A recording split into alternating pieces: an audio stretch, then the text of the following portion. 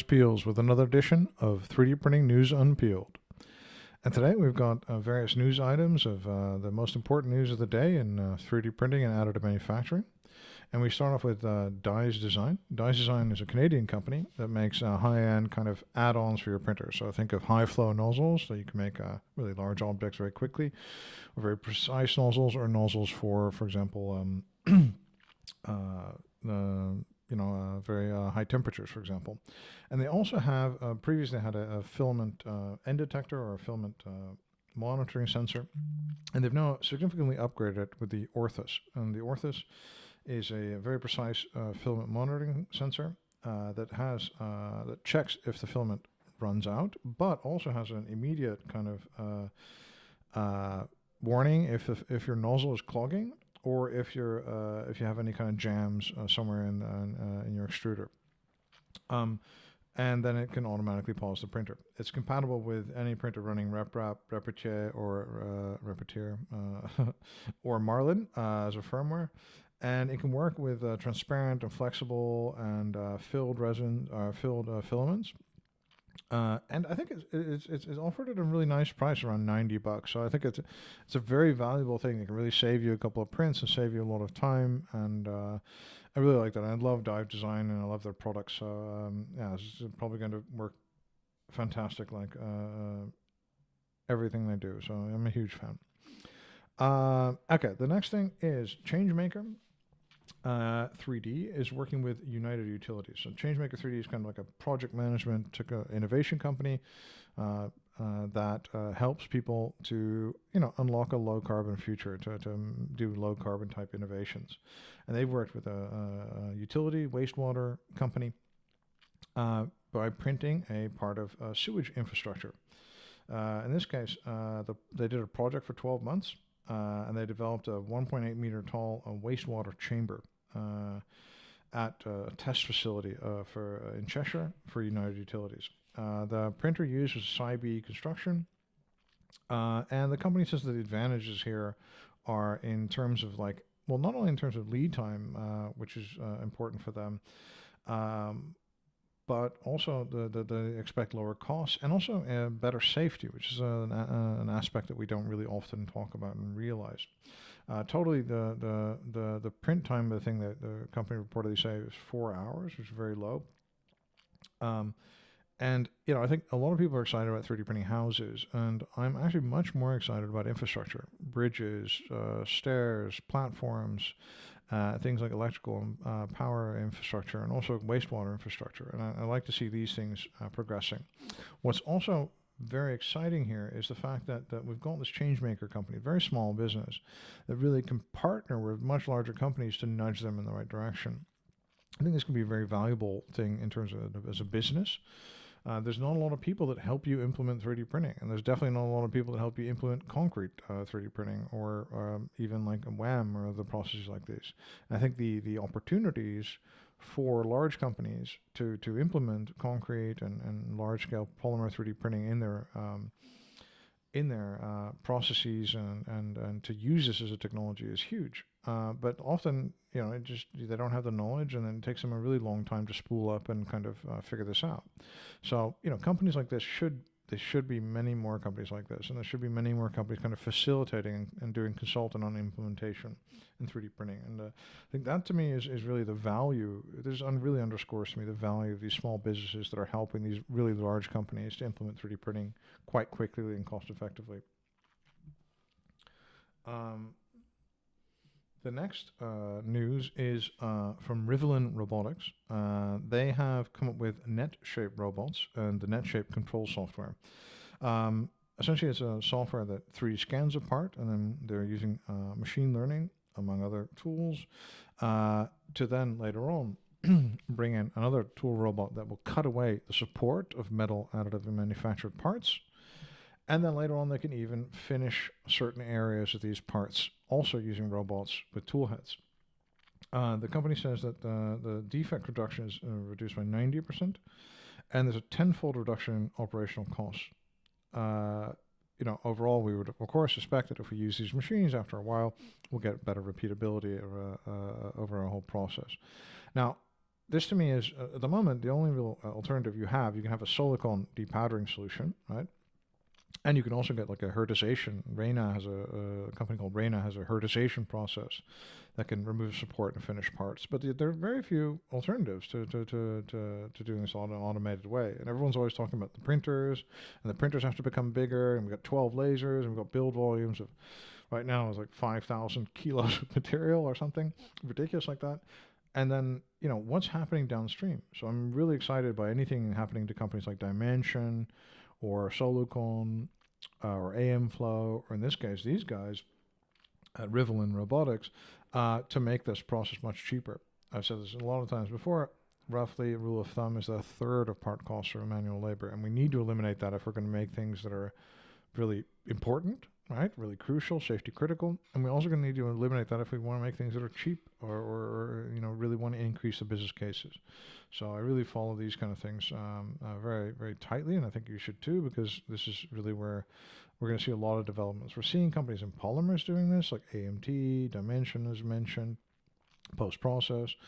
There are options there, but there's very few people working really, eliminating all this conveyancing and manual labor in metal. And it comes to the fore, really, where Rivelin is touting a concept idea of doing this in a containerized type solution. And of course, collaborating with the UK Ministry of Defence on that. And, think about, we're all talking about printing the military printing parts, but if they want to make MRO parts in country, somewhere in a denied area, the fewer people they have, the better it is for them, right? And the more automated it is, the better they can achieve getting the right parts for the right vehicle or repair situation, with the right cost picture. So to me, this kind of containerized solution with the automated support removal is to me is a very, very exciting vision. So that to me is really we should be looking more at that. We should invest in more in this kind of thing, especially if we're looking at the military kind of capabilities here. The next story is for General Atomics. One of the stories is from General Atomics working with Conflux, and the other story is for them starting a kind of additive manufacturing 3D printing competence center thing. So General Atomics Aeronautical Systems is a company that, well, you probably, if you've heard of them, they make the Reaper and the Avenger drones. These are really advanced drone platforms. They give you global, some of them give you global capability, other ones give you local capability, lethal capability as well, or also packages that give you a lot of sensing capability for a very long loiter time on a particular area. And these things can be operated from a half a world away or a whole world away. And they are, it depends on how you define this, but they are very definitely one of the leaders and probably the leaders in this kind of unmanned aircraft UAS drone type of area, especially on the higher end type of vehicles that have seen a lot of operational experience. They're now working with Conflux Technology. That's an Australian company that specializes in heat exchangers using 3D printing to make a fuel oil heat exchanger. And this is for the MQ-9B family. So this is the Sky Guardian and Sea Guardian, which are long-term persistent type or semi-persistent type vehicles that will patrol an area for a very long time for, let's say, submarine or drug interdiction, that kind of thing. Or just having a sensor package over a certain area for a long amount of time, relatively long amount of time. General Atomics discloses that it's been working with Conflux since 2018. It's done 4 projects with them, including a cold plate heat exchanger, which again, that's another area that we don't really see a lot of people talking about it, but we know a lot is happening there in these cold plate and other types of heat exchangers. What the company wants to do is not going to be a shocking surprise. It's to maximize heat extraction, obviously, and to lower the mass of this package, or the overall design. Now, what's interesting is they're not only looking at this in a kind of future type of way, but they're looking at this as a drop-in heat exchanger. So what they're saying is, yes, we're looking at this in the future, and we're looking at designing new platforms with 3D printing in mind. But what we're going to do is we're going to replace the existing heat exchanger on this aircraft with one that's 3D printed. That to me is super exciting, and a lot of people talk about that. We talk in the military sphere, we talk a lot about refits, and we talk about new aircraft, and we talk about MRO, but how about just designing the components of this aircraft in such a way that we optimize using AM where we can? And I think this is a very, very exciting collaboration between General Atomics, given their size and given their scope, and also Conflex, the specialist company in heat exchange and 3D printing. There's other companies as well. We've got Themist, IQ Evolution. We've got people like Print Sky operating in this space, we talked about yesterday only. And we've got Collins and Megit and other people really doing some very exciting work in this. And I think heat exchange for everything that moves is going to be exciting, and heat exchange for high performance craft that move is going to be a particularly exciting area for a long time, because we know we can outperform. We can create the optimal, let's say, material or part performance at the optimal stage of the heat exchange, and we can do that in a way that reduces the mass of that component and makes it much more viable.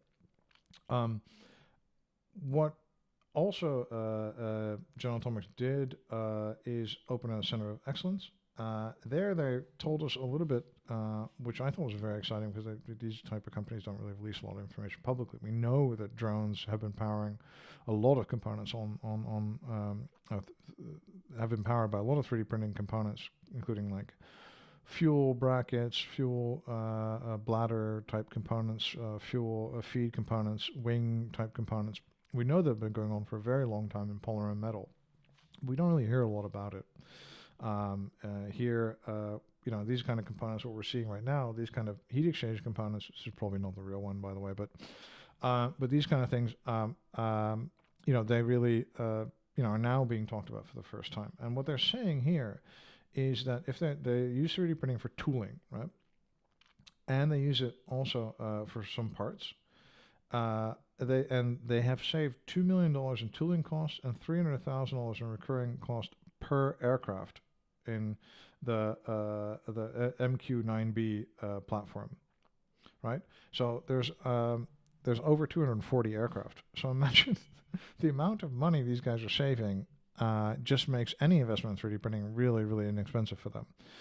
And on top of that, by reducing the weight of certain components, reducing the mass, they could take more payload. They could make this thing extend its range. They could do all sorts of things. But these MQ-9B aircraft, by the way, they go for about, you have to get some ground base station stuff, but they go for about 100 million. So it's a very expensive kind of type of thing. But at the same time, saving $2 million in tooling costs per aircraft is insane saving. And that's really nice of them to let us know about that. The General Atomics ASI also said that it has cleared more than 300 flight components that are used by 3D printing. And that is, of course, also a wonderful thing to hear about finally. Another 3D printing news from the same company, from also about a week ago or a little bit longer, they did some work with Norsk Titanium on a kind of DED process that would enable them to make kind of larger, more massive components as well than by powder bed fusion. So generally, the firm is looking at this for, to increase their readiness, to increase parts, to reduce the lead time on parts, and to iterate better and to make, more higher performing aircraft. So it's a huge announcement, I think, and huge news from them. So the next news item comes from the StereoTex project at the Bielefeld University of Applied Sciences. So what they're doing is well, we've seen a lot of kind of fashion designers engage with 3D printed textiles and fashion, and it's not always actually very successful.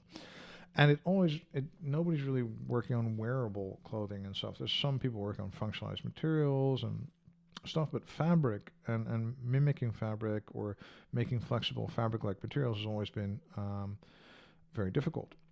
So the guys at the University of Bielefeld have come up with something, very interesting. What they're doing is they're SLA, or vat polymerization printing, or actually, I don't know if it would call this vat polymerization, but they're using stereolithography to print directly onto textiles. What they're doing is they're kind of, they don't really totally explain, but they're dripping resin from above, so dosing it from above, and then curing it. All right. So this means that they don't have to immerse the entire textile in a bath of resin. They just fix it to a build surface, then cure it, but then they drip resin on top of it where it needs to be deposited. So it's kind of like jetting slash curing system, or it's like a deposition, kind of probably more like a needle deposition kind of curing system, or maybe they use like a piezo, maybe, or maybe they use kind of like a dosing nozzle from Viscotech to dose the material. That's probably what I would do. And then they kind of cure it, and then they adhere the resin to the material. So that also, of course, saves them a lot of resin, and it saves them the problem of trying to get the resin out of the rest of the fabric that you want to be all, you want you want to retain its fabric-like properties afterwards. And this seems like one of these things where, well, this could have happened a lot of time before. These guys are creative enough to make this happen now. They're also looking at, making this technology much more, scalable, but also at the same time, they want it to last for 10 years, and they want it to be breathable and lightweight. And that's going to be quite difficult. And for that, they're working with a company called Alva GmbH, ALWA, to make a porous resin that is meant to be printed on textiles and is water and air permeable, so to increase the comfort level. Now, what they're trying to make here is, their goal is trying to make essentially stab vests or stab and cut resistant clothing for either industrial use, workers, people like policemen, security people, that kind of thing. And that's what they hope to do. They're doing this by affixing kind of bio-inspired type of materials and shapes, trying to make like kind of armor, kind of inspired type of things. And I love this idea. Functionalized textiles, functionalizing existing materials through 3D printing is something that I don't think is happening enough. And think about the applications in things like Gore-Tex, like clothing that's breathable, water permeable, and at the same time really good at removing water and not letting water in. These kind of things are really exciting, and think about the how we could change the properties in customizing these properties using 3D printing to get really different types of Gore-Tex every single time. I think of other types of things we could functionalize. So that to me is super exciting, and I really think there should be many more projects like this, because these kind of approaches, printing on existing textile, that kind of thing, is going to give us a lot of the flexibility and durability we need while allowing 3D printing to add a lot of the function. At the same time, it's notable, this is just in the pictures, they didn't mention this in the press release, but it's notable that they're using anycubic printers. So they're not using Formlabs, or they're not using big high-end SLA systems or like a Perfactory or something like this. They're using just really, really inexpensive anycubic 3D printers. And as a research problem, platform, when you want to take the thing apart and maybe mess with it, that of course reduces their risk and allows them to do a little bit more experimentation. So I would expect a lot more experimentation with low-cost SLA printers. That's something I think a lot of people haven't really considered. That a lot of people just want a motion stage and they want to play with it. And this is, and then you could do a Formlab system, but that's of course more closed, and at the same time, it's going to be 10 times more expensive. So to me, this is a real validation of this whole idea of more desktop printers being used in research. Thank you very much for your time today. I hope you enjoyed it. I hope this was useful and insightful to you. And my name is Joris Peels, and this is another edition of